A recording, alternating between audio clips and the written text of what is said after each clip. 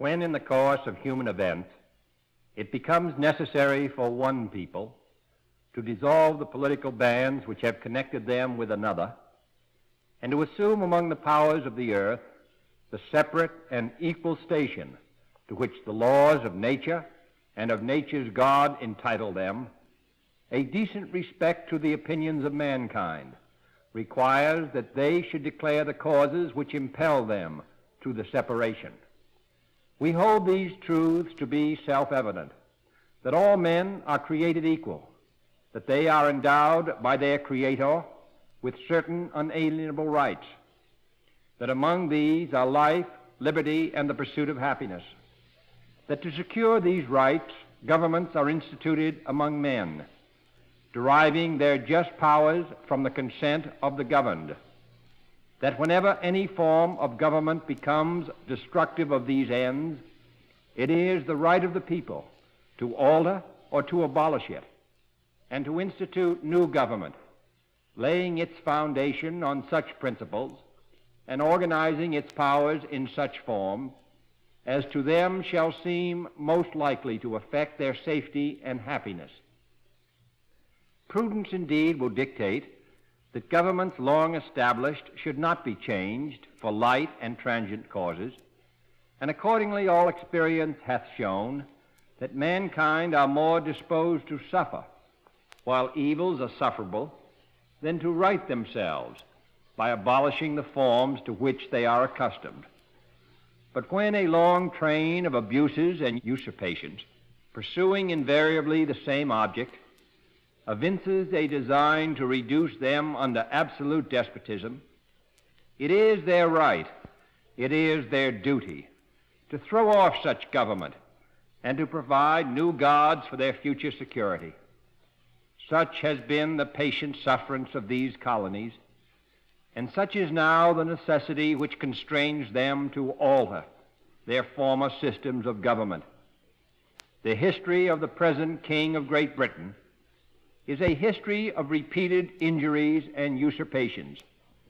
all having indirect object the establishment of an absolute tyranny over these states.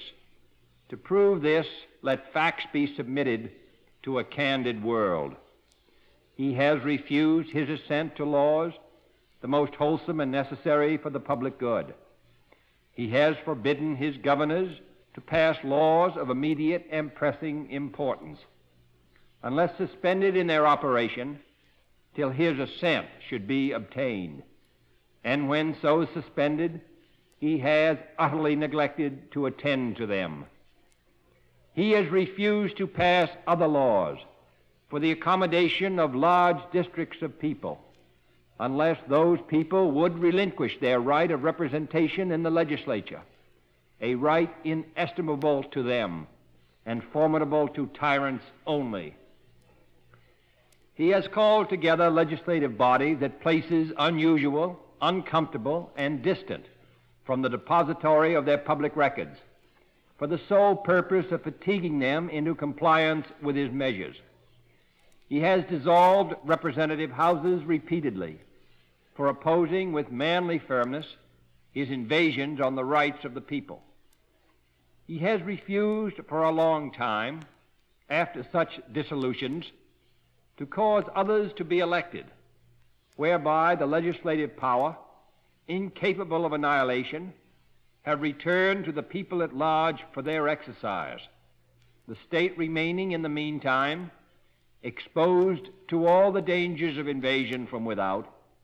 and convulsions within. He has endeavored to prevent the population of these states, for that purpose obstructing the laws for naturalization of foreigners, refusing to pass others to encourage their migrations hither, and raising the conditions of new appropriations of land. He has obstructed the administration of justice by refusing his assent to laws for establishing judiciary powers. He has made judges dependent on his will alone for the tenure of their offices and the amounts and payment of their salaries. He has erected a multitude of new offices and sent hither swarms of officers to harass our people and eat out their substance. He has kept among us, in times of peace, standing armies without the consent of our legislatures. He has effected to render the military independent of and superior to the civil power. He has combined with others to subject us to a jurisdiction foreign to our Constitution and unacknowledged by our laws, giving his assent to their acts of pretended legislation, for quartering large bodies of armed troops among us, for protecting them by a mock trial from punishment for any murders which they should commit on the inhabitants of these states, for cutting off our trade with all parts of the world, for imposing taxes on us without our consent, for depriving us in many cases of the benefits of trial by jury, for transporting us beyond seas to be tried for pretended offenses, for abolishing the free system of English laws in a neighboring province, establishing therein an arbitrary government, and enlarging its boundaries so as to render it at once an example and fit instrument for introducing the same absolute rule into these colonies, for taking away our charters, abolishing our most valuable laws, and altering fundamentally the forms of our government,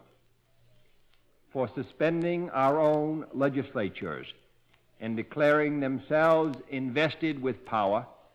to legislate for us in all cases whatsoever.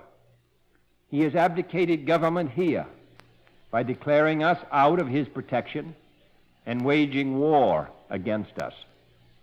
He has plundered our seas, ravaged our coasts, burned our towns, and destroyed the lives of our people. He is at this time transporting large armies of foreign mercenaries to complete the work of death, desolation, and tyranny, already begun with circumstances of cruelty and perfidy, scarcely paralleled in the most barbarous ages, and totally unworthy the head of a civilized nation. He has constrained our fellow citizens, taken captive on the high seas, to bear arms against their country, to become the executioners of their friends and brethren, or to fall themselves by their hands. He has excited domestic insurrections among us, and has endeavored to bring on the inhabitants of our frontiers the merciless Indian savages, whose known rule of warfare is an indistinguished destruction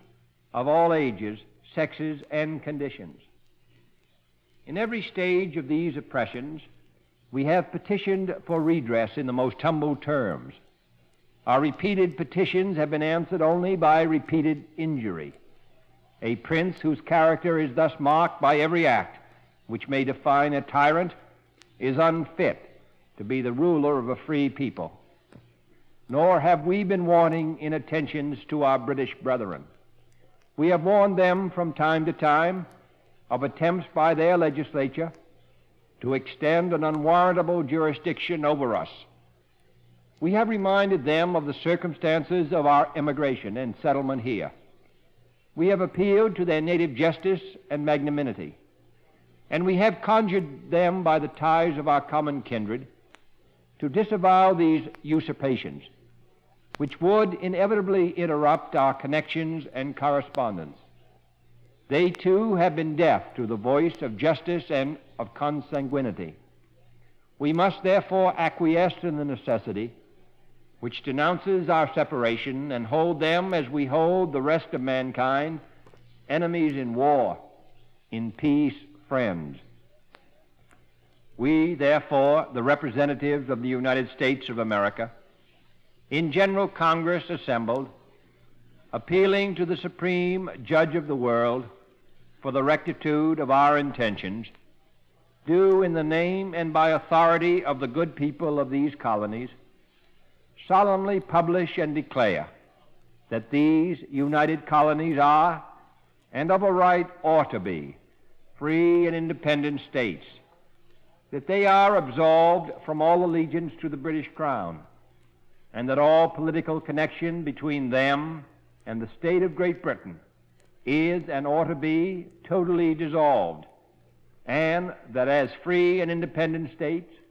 they have full power to levy war, conclude peace, contract alliances, establish commerce, and to do all other acts and things which independent states may of right do. And for the support of this declaration, with a firm reliance on the protection of divine providence, we mutually pledge to each other our lives, our fortunes, and our sacred honor.